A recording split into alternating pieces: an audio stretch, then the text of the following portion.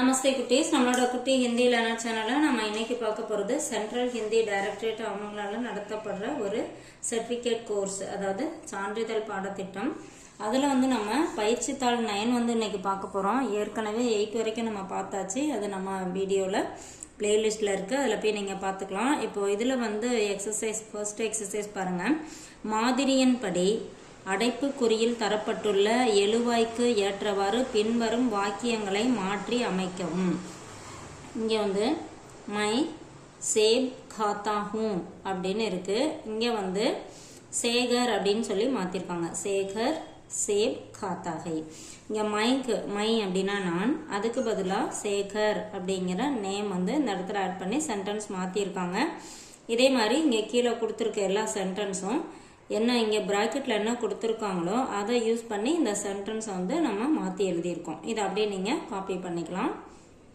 இதுல 7 சென்டென்ஸ் இருக்கு. அடுத்து பாருங்க, செகண்ட் எக்ஸசைஸ்ல எழுவாயின் பால் எண் இடத்திற்கு ஏற்ப கீழ்காணும் வினையடி சொற்களின் பொருத்தமான நிகழ்கால வினை வடிவங்களை கொண்டு கோடிட்ட இடங்களை நிரப்புக. இங்க வினைச்சொல் கொடுத்துருக்காங்க. எக்ஸாம்பிள் பார்த்தீங்கன்னா, மோகன் 10 बजे காலேஜ் ஜாத்தா ஹை அப்படின்னு சொல்லி கொடுத்துருக்காங்க. அதே மாதிரி இங்கே சென்டென்ஸ் கொடுத்துருக்காங்க. இந்த இடத்துல இங்கே கொடுத்துருக்க வினைச்சொல்லை யூஸ் பண்ணி இங்கே என்ன கொடுத்துருக்காங்க, என் பால், அதாவது ஜெண்டர், அது சிங்குலர் ப்ளூரலா அப்படின்னு பார்த்துட்டு இதை ஃபில் பண்ண சொல்லியிருக்காங்க. அந்த மாதிரி தான் நம்ம ஃபில் பண்ணியிருக்கோம். இதில் 5 சென்டென்சஸ் இருக்கு, அதே மாதிரி ஃபில் பண்ணியிருக்கோம். அடுத்து பாருங்க, எக்ஸசைஸ், தேர்ட் எக்ஸசைஸ் பாருங்க. மாதிரியில் கண்டவாறு கடிகாரம் காட்டும் நேரத்தை எண்ணிலும் எழுத்திலும் எழுதுக.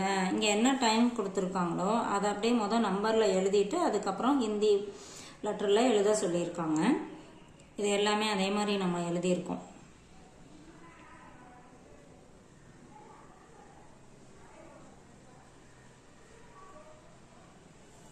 இது அப்படியே நீங்க காப்பி பண்ணிக்கலாம். அடுத்தது பாருங்க, ஃபோர்த் எக்ஸசைஸ். கீழ்காணும் வாக்கியங்கள் விடையாக அமையும்படி வினா வாக்கியம் அமைக்கவும். இங்க ஆன்சர் கொடுத்துருக்காங்க, அதுக்கு தகுந்த மாதிரி நம்ம கொஸ்டின் கிரியேட் பண்ண சொல்லியிருக்காங்க.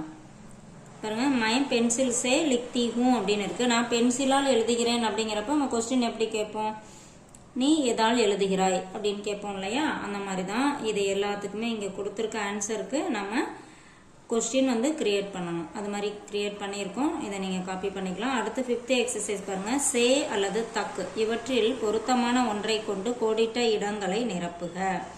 சே அப்படின்னா இருந்து, தக் அப்படின்னா வரை. அதை எந்த இடத்துக்கு கரெக்டாக எந்த வேர்டு வருமோ அதை மாதிரி யூஸ் பண்ணி நம்ம இங்கே சென்டென்ஸில் ஃபில் பண்ணியிருக்கோம். அதே மாதிரி நீங்களும் காப்பி பண்ணிக்கோங்க. அடுத்தது பாருங்க, 6th எக்ஸசைஸ். கீழ்காணும் வினாக்களுக்கு விடை அளிக்கவும். மேலே விடை கொடுத்துருந்தாங்க, நம்ம கொஸ்டின் கிரியேட் பண்ணோம். இங்கே கொஸ்டினுக்கு ஆன்சர் நம்ம எழுதணும். அதே மாதிரி இங்கே கொஸ்டின் ஆன்சர் முடிச்சிருக்கோம். அடுத்தது 7th எக்ஸசைஸ் பாருங்க. மாதிரியின் அடிப்படையில் வாக்கியங்களை மாற்றி அமைக்கவும். இங்கே எக்ஸாம்பிள் பாருங்க, மை பட்டாகும், மை லிக்தாகும் அப்படின்னு சொல்லிட்டு அடுத்தது ஒன்று இவங்களாம் கிரியேட் பண்ணியிருக்காங்க. மை பட்கர் லிக்தாகும், நான் படிக்கிறேன், நான் எழுதுகிறேன், அதை சேர்த்து நான் படிச்சுட்டு எழுதுறேன் அப்படிங்கிற மாதிரி இங்கே சென்டென்ஸ் மாற்றிருக்காங்க. அதே மாதிரி நம்ம இந்த சென்டென்ஸ் எல்லாமே மாற்றணும். எல்லாமே அந்த மாதிரி மாற்றிருக்கோம். நீங்களும் இதை அப்படியே காப்பி பண்ணிக்கோங்க.